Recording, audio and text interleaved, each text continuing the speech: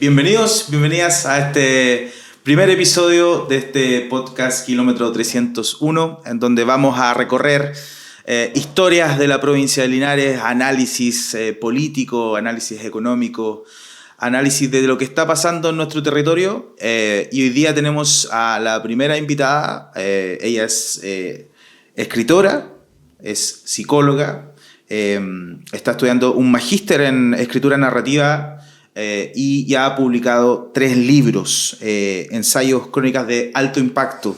La estafa a la maternidad, el 2021, No quiero ser mamá, el 2020, y La pelota no se mancha, una crónica de abuso y silencio, el 2023.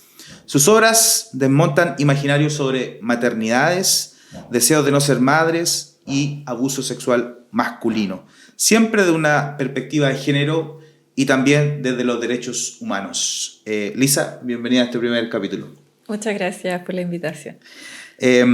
Bueno, hicimos una presentación, ¿cierto?, breve de lo que fue y de lo que es tu trayectoria en esta vida acá en Linares, en nuestro Linares. Precisamente este podcast habla de eso, de Linares, de nuestra tierra. ¿Qué sensaciones te producen a ti hacer lo que haces? Escribir, trabajar en tu tierra y básicamente hablar en tus libros sobre lo que pasa. Bueno, la verdad es que yo estudié, soy linarense, estudié en Santiago y me dediqué allá a trabajar como psicóloga en recursos humanos durante muchos años. Y la maternidad me trajo de vuelta a mi Linares, a mi territorio. Y he pasado como por altos y bajos en términos del cariño o rechazo hacia mi propia ciudad, porque sobre todo tiene que ver con el tema laboral, como que acá, bueno, muchas personas lo saben, no hay tantas oportunidades como desarrollo profesional, no es lo mismo a lo que yo estaba acostumbrada.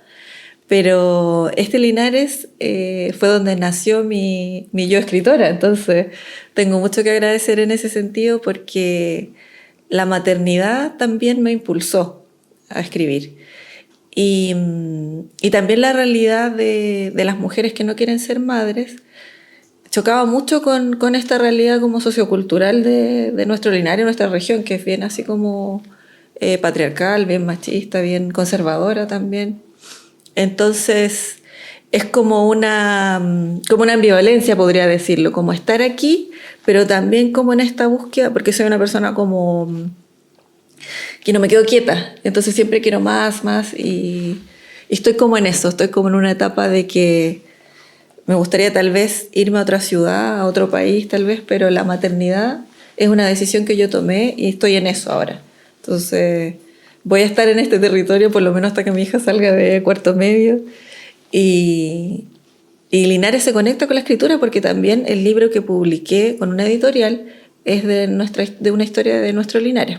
Porque los otros 2 libros son autopublicaciones, o sea, una gestión totalmente mía, sin el patrocinio de una editorial. Entonces la consolidación de esta trayectoria que está igual como en comienzo aún. Yo me siento como en una etapa bien inicial en términos como escritora, pero la historia que se publicó es la de Linares. ¿Y cuándo decidiste que la escritura, la palabra sería tu herramienta para enfrentar tu vida de ahora en adelante? ¿Fue hace poco? ¿Fue...? El 2018. Yo trabajaba acá, ya estaba en Linares y hacía selección de personal de manera freelance y entrevisté, ya tenía la idea como de escribir algo, pero no partía porque yo soy muy matea, entonces como si quiero hacer algo digo, pero voy a hacer un curso para hacer esto, voy a estudiar esto. Un paso a paso. Claro, como que no me atrevo de una, sino que tengo que tener como el respaldo, la referencia bibliográfica, por decirlo de alguna forma. Y entrevisté a una niña que estaba postulando para cajera en un banco y me empieza a contar, no era parte de la entrevista, pero ella me empezó a contar como de su vida y yo en ese momento estaba súper aburrida de hacer selección porque es un trabajo que hice mucho tiempo y que ya no me moviliza. Entonces ella me empieza a contar su historia y yo digo, no, esto lo tiene que saber la gente porque ha sido tan difícil su vida y uno se echa a morir porque ya no me gusta esta pega, estoy aburrida, estoy deprimida porque no me gusta entrevistar, ya estoy aburrida de hacer esto. Y dije, no, esto lo tenemos que contar. Entonces, cuando terminó la entrevista, por supuesto calificaba porque tenía las competencias, era muy aperrada. Le pregunté si a ella le gustaría participar como para profundizar en su historia y me dijo que sí. Y ahí empezó el proyecto, pues ella fue mi primera entrevistada. Y como una cadena de favores, como que se fueron compartiendo el dato de que yo estaba haciendo esta búsqueda y llegaron muchas. Y esto fue para tu primer libro, ¿no? Sí, para el primero. Esta fue la maternidad, esta fue la maternidad. Claro.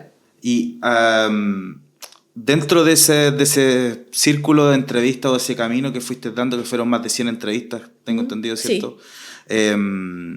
¿Cómo se puede lidiar con esas emociones que te van contando? ¿Cómo tú puedes enfrentar eso? Porque quizás son cosas que son recurrentes en las mujeres y que nosotros como sociedad no las conocemos. O la hemos ido conociendo en la última década, ¿cierto? Con el tema de la igualdad de género, pero son cosas muy íntimas quizás. Sí, fue muy... ¿cómo decirlo? Así como que adjetivo usar, pero como que me remeció. Porque yo como psicóloga estoy especializada en psicología organizacional. Entonces yo siempre me dediqué a los recursos humanos, a trabajos que son más distantes como del ser humano, como te entrevisto, aplico pruebas y después queda o no queda, seguimiento, cómo le va con el jefe y chao. Entonces, cuando yo estaba en cuarto de psicología, tenía que elegir la mención y mi universidad, que es la USACH, nos ofrecía educacional, clínica o laboral. Y ahí yo me decidí por laboral porque sentía que no tenía como las herramientas para ser psicóloga clínica, como que no me atreví en ese tiempo. Y laboral es donde había más ofertas de trabajo también. Y haciendo este proceso de escuchar tantas historias, y mi objetivo era contar historias de maternidad, pero finalmente sentí y pasó que era ser mujer y madre en esta sociedad. Porque finalmente las mujeres que entrevisté no me contaron solo su historia de cómo se convirtieron en madres, sino que todo el contexto. Y ahí se abrió como un universo de cosas y también como que despertó en mí la posibilidad de poder trabajar en atención de mujeres. En paralelo todo mi despertar feminista, entonces yo todo lo quería hacer con mujeres. Mujeres. ¿Y el título nace a raíz de esta entrevista? Sí, de hecho, una compañera mía de trabajo, de un trabajo anterior, Emma, ella es mitad japonesa, mitad chilena, Emma Yoshikawa, me dice, me estafaron. O sea, todo lo que me dijeron a mí sobre la maternidad no es real, no existe.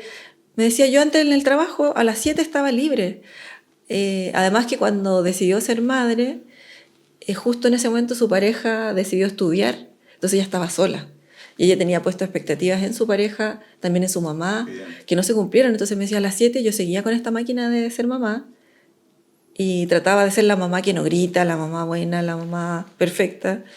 Y no, pues, nadie lo logra porque no existe esa perfección. O sea, aquí hay un cuento que nos venden y que tú trataste de evidenciar, que es esta estafa, ¿cierto? De ser mamá, pero también quizás hay promesas inconclusas que no están resueltas hoy día.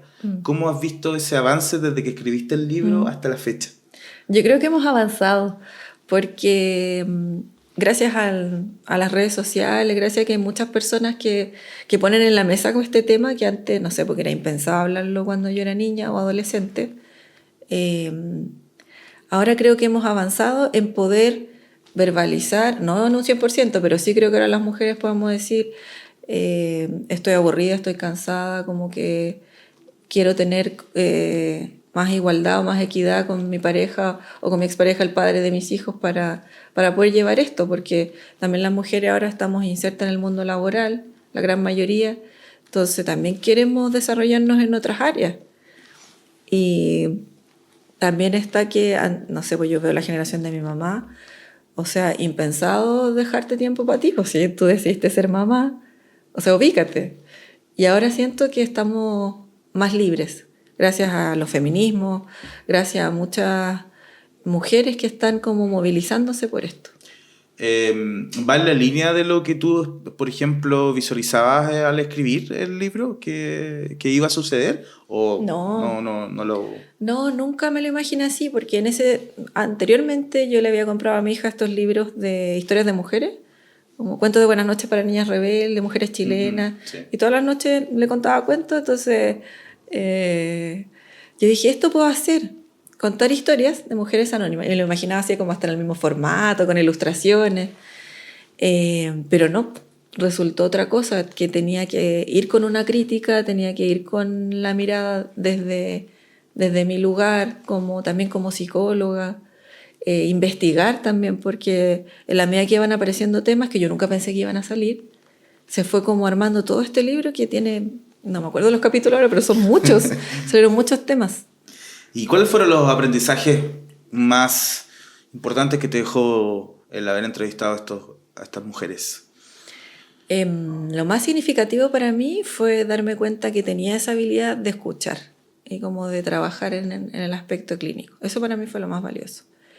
Y sentir que, darme cuenta, porque después lo hablábamos en el magíster, que la gente quiere ser escuchada, porque el mundo, toda la gente que yo le hablaba me decía, oye, pero ¿cómo te contaron eso? Es que a lo mejor porque tú eres psicóloga. Y no creo que tenga que ver, a lo mejor sí, no sé, pero yo pienso que una persona que si tiene capacidad de escucha y que no te enjuicie cuando tú le estás contando algo, uno va a seguir hablando. El otro libro que tú tienes es No quiero ser mamá. Sí. Que es un año antes o un año después. Ya, es que lo que pasa es que La estafa de la maternidad lo escribí primero, pero lo publiqué después. Porque el No quiero ser mamá, había una oportunidad en Amazon, había un concurso, porque ahí lo publiqué los dos, en Amazon. Y ese libro yo lo hice más rápido porque ya tenía la experiencia del libro anterior. Entrevisté menos gente, fue en pandemia, lo hice todo desde mi casa online y lo terminé más rápido. Entonces lo publiqué y a ese ni siquiera le hice lanzamiento, entonces estuvo ahí y después yo dije, no, el de la estafa yo tengo que hacerlo como con bombo y platillo porque era muy significativo.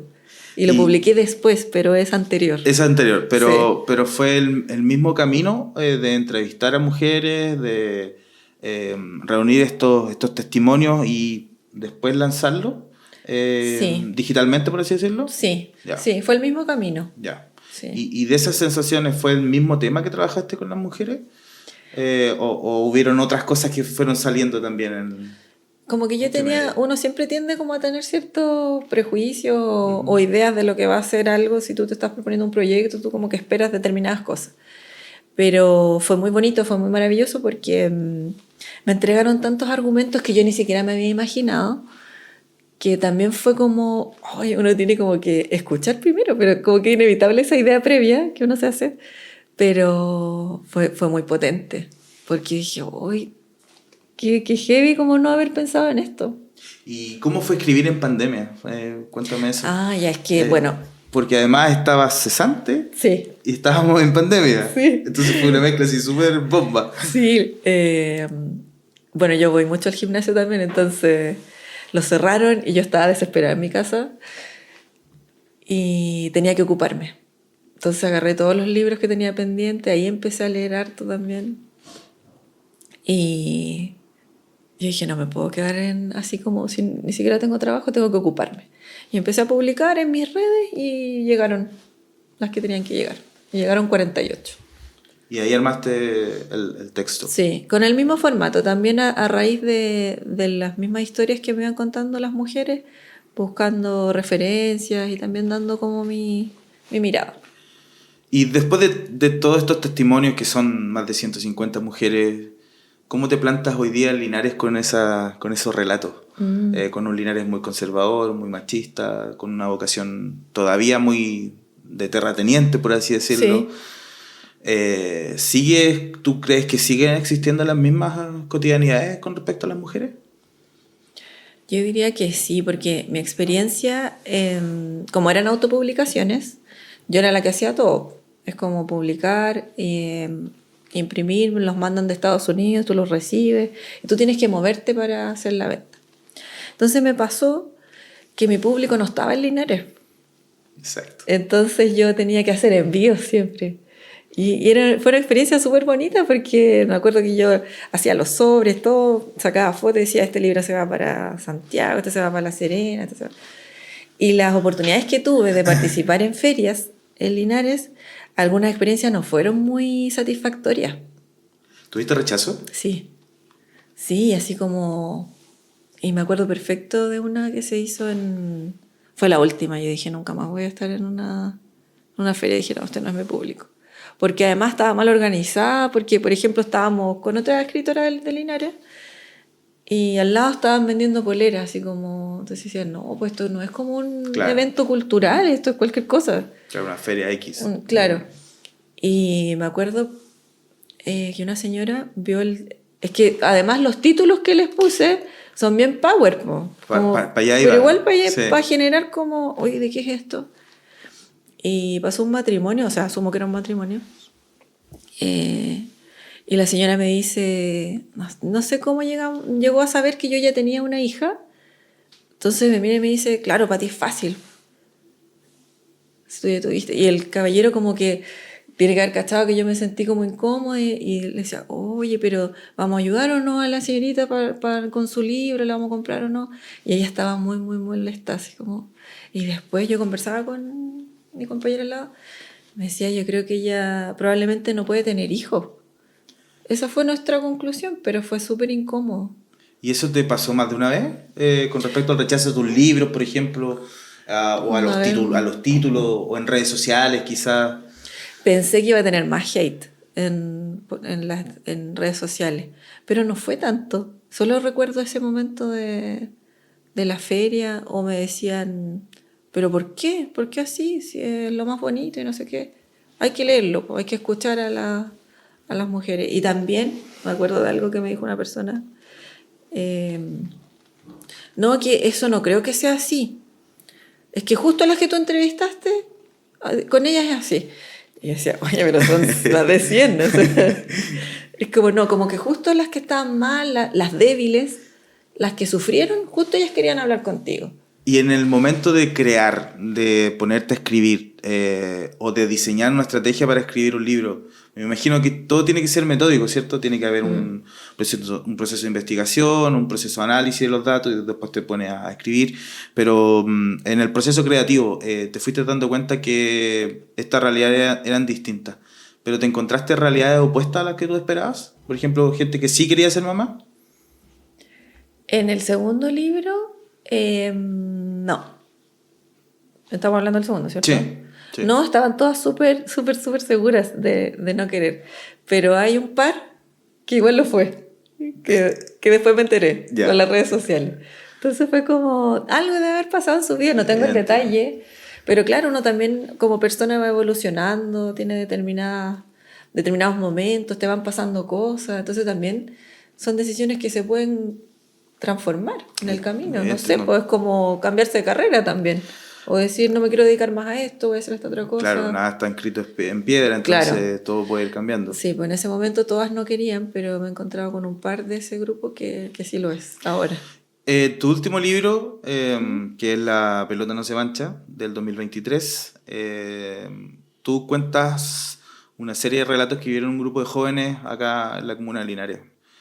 Un hecho que fue noticioso, un hecho que fue de connotación pública, pero más que nada abordas hechos que tienen que ver con la masculinidad. Sí.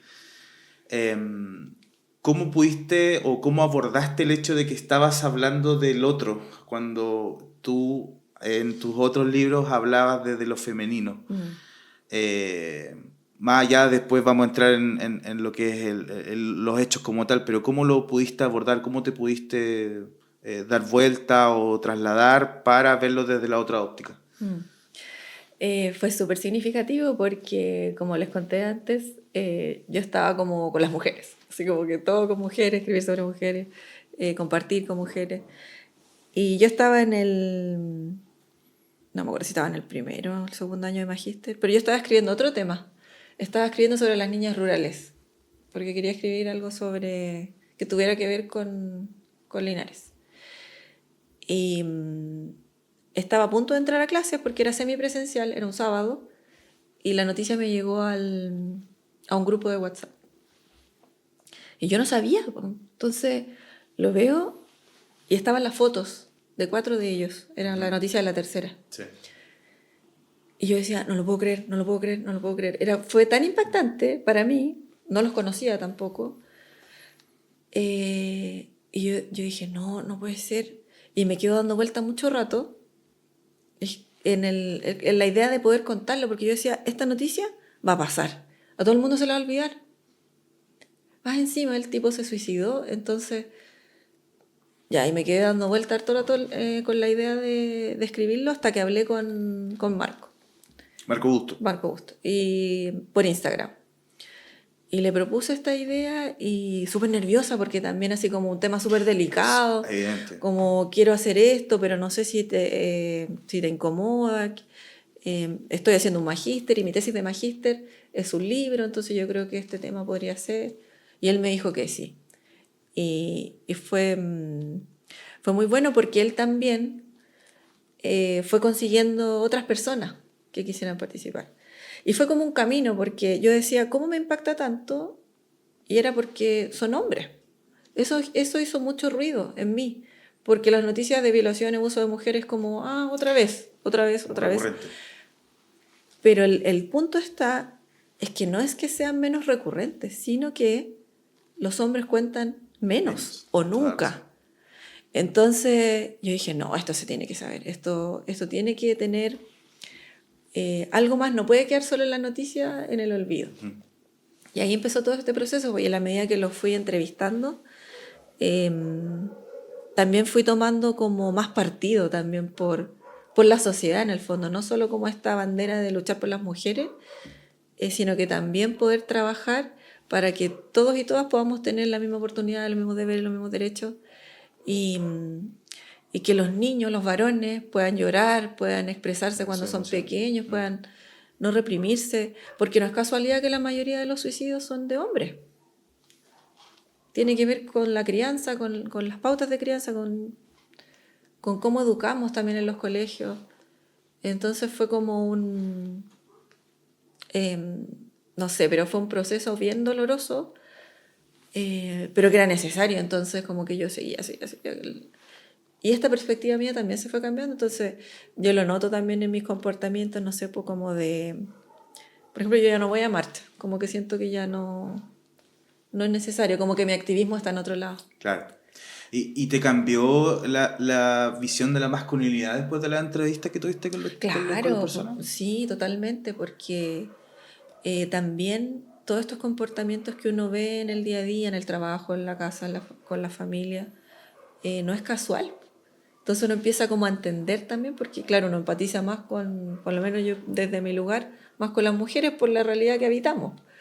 Pero al poder escucharlos a ellos, no sé, que bromeaban con eso, es una forma de lidiar. Entonces tú decís, ¿cómo una broma? Pero claro, porque ellos tenían que manejarlo de alguna forma, porque no podías ser víctima.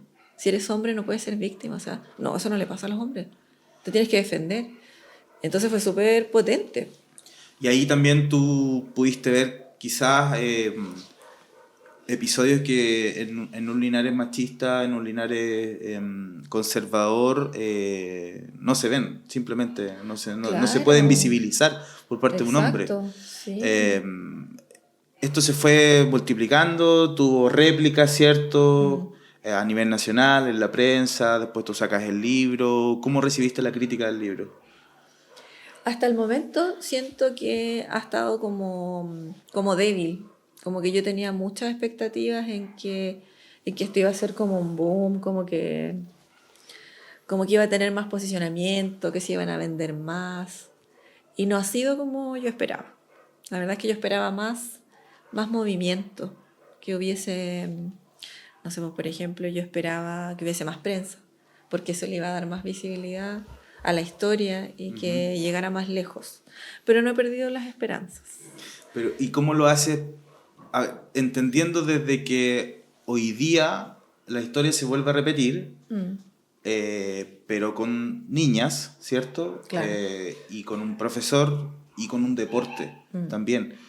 Entonces, ¿crees tú que el Linares pasan estas cosas, ¿se dan solo en Linares o es en todo Chile, en todo el territorio, en todo el mundo?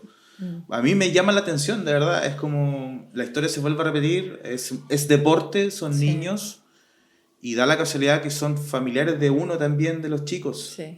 Por lo tanto, quizás hay patrones que se repiten. En los relatos que los chicos te dan, ¿tú has podido identificar quizás patrones repetitivos de los tipos abusadores?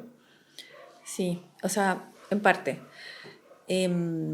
La primera pregunta, no creo que sea algo que pase aquí, o sea, sí pasa, pero creo que es un fenómeno universal, el abuso sexual, en distintos contextos. ¿Cuál es el aspecto en común? La relación de confianza, el vínculo que el agresor establece con la víctima. En los relatos que yo pude indagar, esta persona generaba una relación muy paternal con estos niños y jóvenes, porque identificaba quiénes eran los que estaban más débiles en ese aspecto. Por ejemplo, los papás se separaron o se estaban separando, o no había una figura paterna. También yo creo como que de esta creencia de que si no está el papá no, Claro, no te va a es el más débil, defender. claro. Claro, vive solo con la mamá. Pero se da en todos lados, pues se da en la iglesia.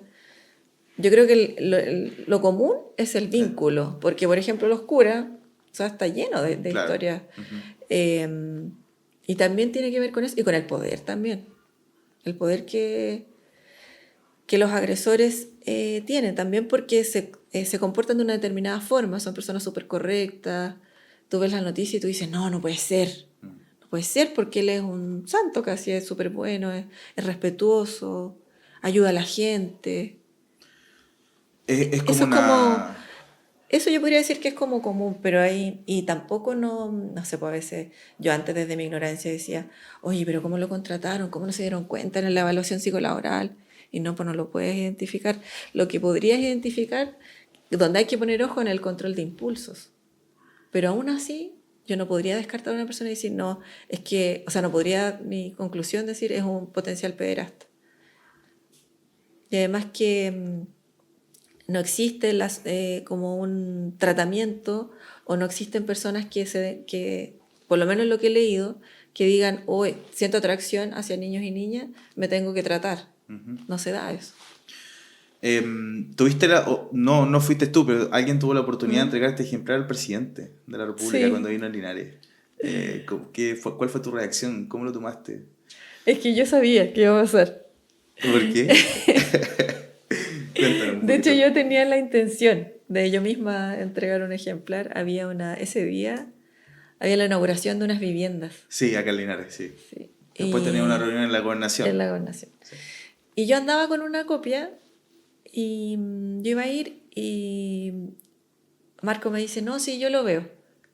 Y se lo pasó a esta persona, a Carla Alegría, que ella estaba ahí, parece que, no me acuerdo cuál es su figura ahí, y ella se lo entregó. Y fue muy emocionante, o sea, en ese momento, como además que él es lector, recuerdo lo que nos muestra en las redes, pero esperaba que pasara algo, Nada. pero no ha pasado nada, entonces... Para allá mi pregunta. No has tenido ninguna reacción, nada, absolutamente nada. No, y también le mandé uno a Camila Vallejo porque la señora de un amigo de los chicos tiene una prima que trabaja con Camila Vallejo en Santiago y a ella le mandó una copia también y No ha nada, tenido repercusión. no, lamentablemente. Quizás es un punto de es un tema quizás un poquito más delicado, más escondido al que sea relacionado con los hombres y no con las mujeres. Entonces también ahí hay un trabajo que hacer. ¿Cómo lo ves desde ese punto de vista? Sobre todo pensando en los colegios, con los niños, niñas y adolescentes. Yo creo que ahí hay que hacer mucho. O sea, pues, por ejemplo, yo pensaba esto, la educación sexual integral, cómo meterlo de lleno. He tenido experiencia en colegio y es difícil porque también las familias se resisten. Y la educación sexual integral tiene que ver primero con que podamos detectar ciertas señales en el trabajo con familias y también que los niños y niñas sepan cómo identificar ciertas cosas, ciertas conductas. Entonces tal vez hay que hacer un trabajo ahí con este programa de sexualidad afectiva y género, que lamentablemente yo siento que aún es solo como un verificador, como que lo tienes que tener y lo tienes que tener. Y lamentablemente no se hace lo que se podría hacer. O sea, ¿tú crees que un gobierno que se declara feminista y un gobierno que se declara pro derecho de los niños todavía está al debe en este tema? Sí, sí, yo creo que sí, totalmente. Tal vez yo creo que se podrían conseguir más cosas como desde la sociedad civil, tal vez que una organización presionara más, no sé, pero es una responsabilidad que cualquiera de nosotros podría tomar. Entonces, claro, yo puedo decir desde mi experiencia lo que he visto, pero tampoco me he movilizado, como decir, ¿sabes qué? Voy a armar esto y para generar algo, porque en el fondo a veces las leyes se construyen así, Claro. de esa manera, como desde la queja de la sociedad. Mirando ya hacia adelante, ¿qué es lo que viene? ¿Qué proyecto estás preparando? Cuéntanos un poquito de eso. Ya. Hace un tiempo que estoy escribiendo, tuve una idea de no ficción, de hablar sobre suicidio, porque en este proceso de escribir el libro de La pelota no se mancha, me aparecieron en las entrevistas esto del suicidio, apareció. Y en momentos, en esa misma feria que contaba anteriormente, un señor me empezó a hablar y me dice que su hija se suicidó. Wow. Y yo decía, ¿por qué me está contando esto? Así como impactada, pero estaba muy afectada, no sé, como que se pudo expresar en ese momento. Entonces yo decía, esto no es casual, como que algo pasa aquí. Y empecé a buscar el mismo ejercicio, como buscar, y no fue tan simple, tan parecido, pero llegó gente. Y tomé esos relatos de ideación suicida y también de suicidio, y los tenía ahí, y llegó un momento en que dije, los voy a ficcionar. Entonces los transformé, o sea, tomé como la idea central y fui creando una historia en relación a eso. Y eso lo tenía como en un manuscrito. Y por otro lado tenía cuentos como de distintas características, como bien así, como reales. Y este año dije, voy a postular a un fondo de cultura. Y estoy en eso. Entonces agarré estos dos manuscritos, también le pedí a una periodista que me hiciera edición de los textos, entonces están también trabajados. Y son de hace harto rato igual, pero los he ido mejorando. Además que estudié edición el año pasado, entonces ahora tengo muchas más herramientas para ir recortando, es como, no, esto no va aquí. Y postulé a un fondo. Entonces se cierra el 31 de julio la postulación. Ah, te queda todavía. Y claro, y ya los mandé, como que dije, están listos. Postulé y estoy con toda la esperanza de que me lo voy a ganar. Ya me gané un fondo para estudiar edición. Súper. Pero este es distinto porque esto es de creación, entonces ahí va a depender del evaluador o evaluadores, no me recuerdo si es más de uno, de que finalmente me gane el fondo, y ganarte el fondo te da la opción de acceder a una editorial. Entonces ahí como que eres, porque buscar editorial, o sea, es súper difícil. Hoy día, claro. O sea, porque las editoriales grandes publican a, no sé, autores como de renombre o bien personas que son influencers. Claro. Que van a vender. Así que en eso estoy. Cierre, micrófono abierto. Si quieres decir algo, quieres invitar o quieres recomendar los libros, películas, música, el micrófono es tuyo. Ya, me gusta mucho una autora francesa, Delphine de Vigan, me encanta, la recomiendo muchísimo. Fue una sorpresa para mí, me la recomendaron mis compañeros de magíster, siempre ahí recomendando. Autoras chilenas, Paulina Flores, Arelis Uribe. Creo que es necesario leer autoras contemporáneas como de nuestra edad. Son historias muy cercanas, muy reales. Eso. Y que sigan mi Instagram de reseñas de libros. Se llama Estafadora de Libros. Para que, en honor a mi primer libro, para que vean mis recomendaciones. Me gusta mucho leer y me gusta mucho compartir. Y siempre en una conversación aparece algún libro, entonces Es una invitación. Muchas gracias. No, gracias a ti, Lisa, por estar en nuestro primer episodio y a todos que nos puedan ver a través de nuestras plataformas, en Vive Linares, en Facebook, en YouTube va a estar disponible este capítulo y también en Spotify. Así que, Lisa, muchas gracias. Muchas gracias a ustedes.